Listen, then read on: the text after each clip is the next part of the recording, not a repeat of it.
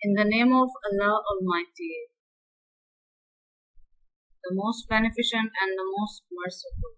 Welcome to the class of Morphology and Syntax. It is lecture number 2, and today we are going to talk about the types of morphemes, inflectional and derivational morphemes. Although we have an introduction of these morphemes in the previous lecture, but in this lecture we will be studying about them in detail, that what are inflectional and derivational morphemes.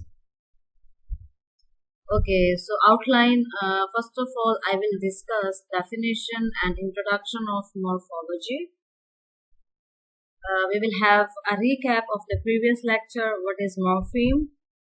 Types of morpheme, like inflectional morphemes, derivational morphemes, examples and exercises, conclusion, and references. Okay, so what is morpheme? According to the dictionary, morpheme, it's a noun and a meaningful linguistic unit consisting of a word such as man or a word element such as ed invoked that cannot be divided into smaller meaningful parts. Morphemic, it's an adjective, and morphemically it's an adverb. How? It's an adjective, it represents a quality. Morphemically it's an adverb, and it qualifies the verb that is morphemic, and it's a meaningful unit. It's consisting of a word which has, it means that it should be a meaningful linguistic unit. For example, man, or a word element. There can be a complete word, there can be a word element such as ed in walked, which we cannot divide into smaller meaningful parts, is called morpheme. Okay, a morpheme is a minimal grammatical unit of a language. For example, unsystematically. Okay, it is a small minimal grammatical unit, like the smallest possible unit in a language is called as morpheme. Un is a morpheme. System is a morpheme. Attic is a morpheme. Al is a morpheme, and li is another morpheme. So there are 5 morphemes here. Exclude, it's one morpheme plus clude, it makes another. There is prefix, it's a morpheme. Wisely, okay, wise is a different morpheme, a separate morpheme. Li is a separate morpheme. Okay, the meaning of morpheme. According to Blow 2010 156, page number 156, morpheme is the smallest element that carries sense, which means every single word which have a meaning, either it is need to be inserted to another word or it can stand by itself, is called as morpheme. So it is the smallest element that makes some sense. It can be a meaning which can be added to, it can be a word having a meaning which is to be added with another word, or it can also stand itself. It is called as morpheme. Okay, what are different examples of morpheme? One morpheme, it's boy, one syllable. Syllable is it's a kind of word which is produced with help of single pulse of air pressure from the lungs. There is single vowel in it, where and the pronunciation of which you just exhale out. There is a single it's a pulse of air pressure while you pronounce it. Boy, there is only a single vowel, that is boy. Okay, desire. Here we have 2 vowels, so there are 2 syllables. Desire. Lady, it's 2 syllables. Water, there are 2 syllables. So they are, although it is a one morpheme, but there are many syllables depending on the vowel in it. We will be studying about the vowels in detail in our later classes. Okay, crocodile, there are 3 syllables. It is a one morpheme. It means, what do we mean by one morpheme when there are 2 syllables, 3 syllables, 4 syllables? I mean, one morpheme is which cannot be further divided. See, you cannot separate b from boy, o and y. Similarly, if you separate d from sire, so it will not make any sense. It will not make any meaning. Crocodile. Okay, crocodile.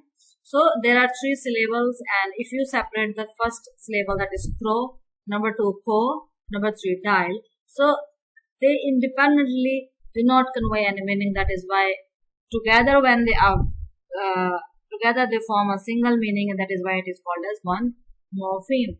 Salamander, salamander, that is 4 syllables or 1 syllables or more syllables. Yes, there can be more than 4 syllables in one morpheme as well. Okay, when we have 2 morpheme, what are the examples? When we have 2 morpheme, there should be 2 independent and 1 depending on it, like one free morpheme, other bound morpheme. Boyish, desirable. Here is a desire plus able, that is desirable. 3 morpheme, boy plus ish plus ness, that is boyishness. So see, there are 3 morphemes. Morphemes are the independent words, or you can say the collection of alphabets that form a word or word element that are combined together to form the different morphemes. And syllables are not the same. Syllables are something else. We will be discussing it in detail in our later classes. Okay, what about the 4 morpheme? Gentle plus man plus lee plus ness. There are gentle, manliness. There are 4 morphemes. Okay, I guess I have skipped one, that is desirability. Desirability. Desirability. Gentlemanliness. Undesirability. Okay, undesirability. So undesirability, there are 4 morphemes. Where there are more than 4, ungentlemanliness. Okay, so un is a different morpheme, gentle is a separate word, that is a root word, man is again a root word, lee is a bound morpheme, ness is also a bound morpheme. Anti-disestablishment, Arianism. Anti-disestablishmentarianism. So there are more than 4 morphemes in a single word. Okay, so what are basic types of morphemes? There are 2 types. Number 1, free morpheme. It is also called as root morpheme. It is also called as base morpheme. And other is bound morphemes. And in bound, we talk about affixes, affixes, and in affixes there are prefixes and suffixes. Another is zero morpheme. Okay. So there are further 2 types of free morphemes, which are lexical and functional. Lexical, as we have discussed in the previous class, that lexical morphemes are those morphemes which are the grammatical categories or the word classes, like nouns, adjectives, and verbs. While in functional, we have, they are also called as grammatical, and in that we talk about the prepositions, conjunction, interjection. Well, if we talk about the derivational morphemes, in derivation we derive something. In inflectional morpheme, there occur some changes within the words. For example, singular and plural that change the grammatical category, and that do not change but change the word classes. Like noun can be converted into adjective, and the noun verb can be converted into noun. If you remember the previous lecture in which there was happy and then it became the noun as happiness. So they are the main types of morphemes. Okay, free morphemes are the morphemes that can stand by themselves as a single word. For example, open and tour. They can stand by itself because of they already had a meaning. So that's why they are categorized as the free morphemes. Free morphemes fall into 2 categories. They are open and tour. These are the words that can stand independently.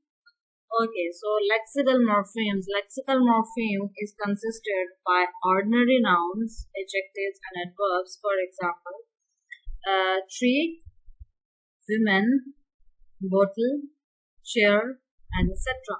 So lexical morphemes are morphemes which consist of the nouns, adjectives, and verbs. Well, if we talk about the adjectives, so good, great, bad, worst, etc. Verb: leave, go, write, type, and etc. So these are the lexical morphemes, and these are examples of free morpheme. While if we talk about the functional morphemes are consisted of conjunctions, prepositions, article and pronouns, interjection and demonstrative. For example, conjunctions are although, as, before, because, and etc. So they are there in the words, or they are in the sentences just to make their sense complete. They do not have any role in changing the class categories or the word class categories of the grammar. Okay, prepositions. In prepositions we have next, on, under, toward, etc.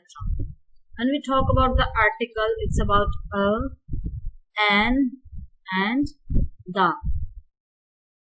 Okay, pronouns: I, you, we, they, she, he, it, etc.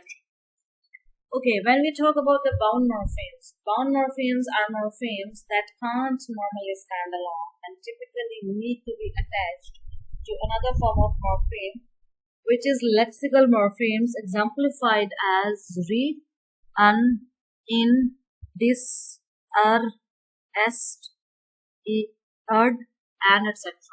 So the technique of adding or attaching the bound morphemes into lexical morphemes is called stem. So when you attach the bound morpheme with a free morpheme, that is called as, or the lexical morphemes. For example, if you attach re, un with any of the category of the noun, pronoun, adjectives, and adverb, that is what is called as stem. Bound morpheme is divided into two kinds of it. They are derivational and inflectional.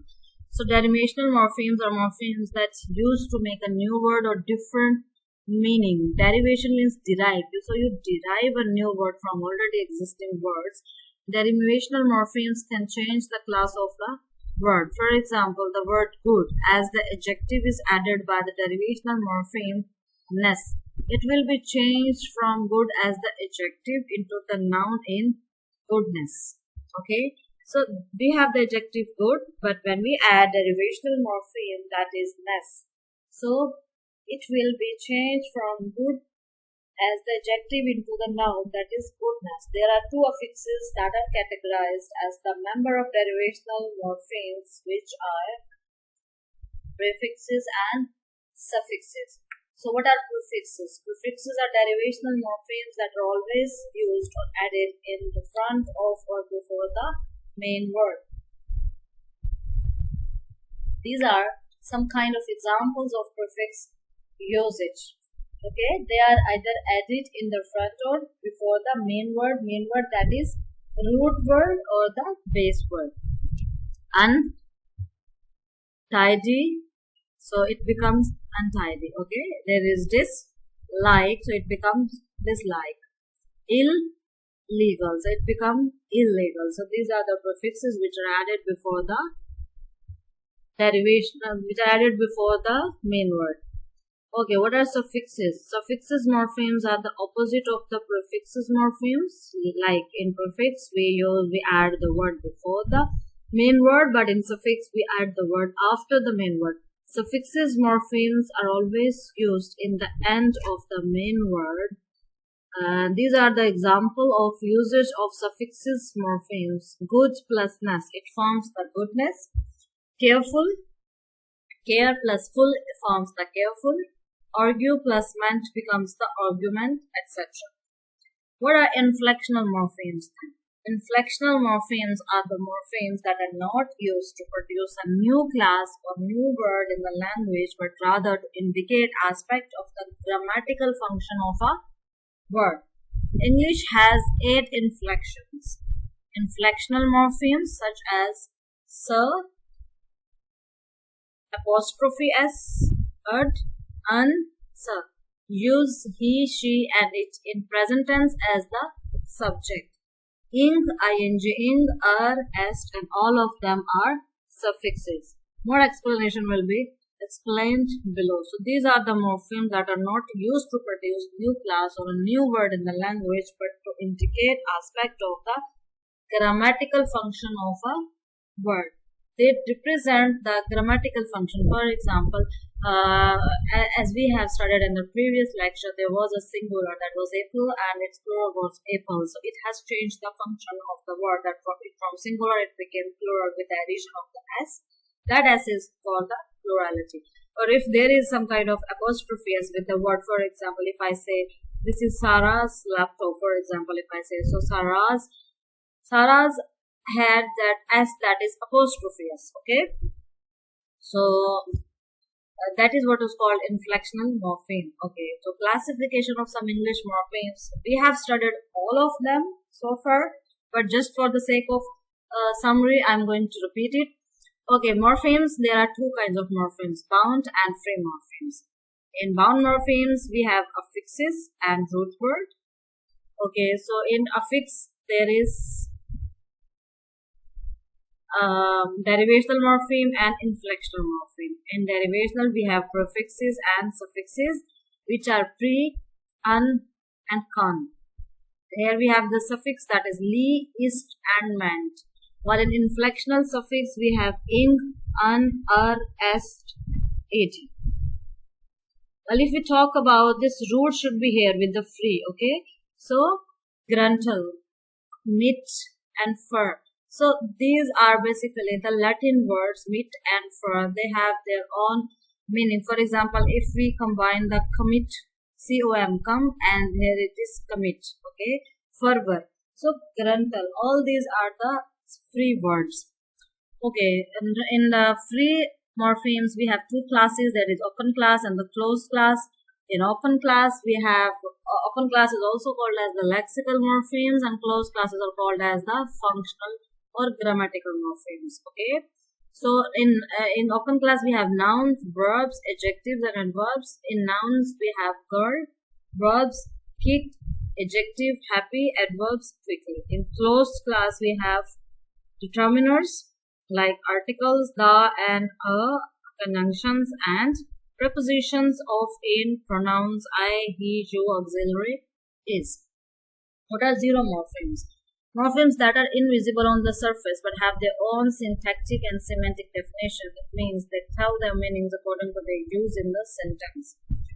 So there are zero morphemes in which there is no change, which are not derived, and which do not have any prefix and suffix. They are called as zero morphemes. Singular plural cases are the same in their appearance. For example, sheep, and it has the plural form of, instead of sheeps we say sheep. Similarly, instead of fishes we say fish. That is zero morpheme, so it means there is no change. In the case of there, same happens. Okay, tense condition, present, past, past participle. Here it is cut, shut, cast, and put. So they are the same, whether in the present tense, in the past tense, or in the past participle. Okay, walked is a word. Okay, so walk is a free morpheme. That is bound morpheme, and it is inflectional morpheme. Okay, morphemic analysis. How we do the morphemic analysis? We just dissect, we just divide morphemes into their own categories, we just categorize them, we just identify their different parts. Like undesirable. It's a, bound morpheme, it's a prefix. And desire is a root word, able is suffix, again bound. So this is how we categorize. First of all, we say them as prefix, root, suffix, then bound, base, and bound. So there are two types of morphemes, free morphemes and bound morphemes.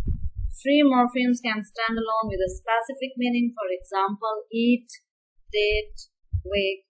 Bound morphemes cannot stand alone with meaning. On the other hand, inflectional morphology is the study of the modification of words to fit into different grammatical contexts, whereas derivational morphology is the study of the formation of new words that differ either in syntactic category or in meaning from their basis. So there are two main types, that is free morpheme and the bound morpheme. Free morpheme can stand alone, bound morpheme cannot stand alone. So if we talk about the inflectional, in inflectional there is a modification of words to fit into different grammatical contexts. Derivation and morphology, there is a formation of new words. As the name shows, derive. You've changed the verb into noun, noun into verb, noun into adjective, and so on. So it changes the syntactic category or the meaning from their basis.